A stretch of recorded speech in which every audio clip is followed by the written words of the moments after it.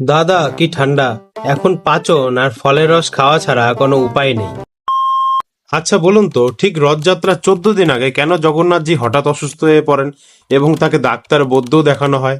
কাহিনী অনুযায়ী মাধব দাস নামের এক পরম ভক্ত, যিনি তার স্ত্রীর মৃত্যুর পর মন প্রাণ দিয়ে জগন্নাথজির সেবা এবং ভক্তিতে লীন হন, হঠাৎ একদিন মাধব দাসের শরীর খারাপ হয় এবং কোনো অজানা রোগের ফলে তার শরীর ধীরে ধীরে শুকিয়ে যেতে থাকে। মাধব দাসের এমন শরীর খারাপ দেখে ভগবান আর থাকতে পারেন না। তিনি স্বয়ং তার সেবা করেন এবং তাকে সুস্থ করে তোলেন। সুস্থ হবার পর মাধব দাস জগন্নাথজিকে প্রশ্ন করেন, আপনি তো চাইলে এক নিমিষে আমার রোগ ঠিক করে দিতে পারতেন, আপনাকে কষ্ট করে এই সেবা তো করতে হতো না। তো জগন্নাথজি হাসি মুখে উত্তর দেন, মাধব দাস, তুমি যদি এই জন্মে এই দুঃখ ভোগ না করতে তাহলে তোমাকে পরের জন্মে এই দুঃখ ভোগ করতে হতো, যা আমি চাই না। তোমার আরো 15 দিন বাকি রয়েছে, এই 15 দিনের কষ্ট দুঃখ আমি নিজের উপরে নিয়ে নিলাম। কমেন্টে জয় জগন্নাথ লিখতে ভুলবেন না।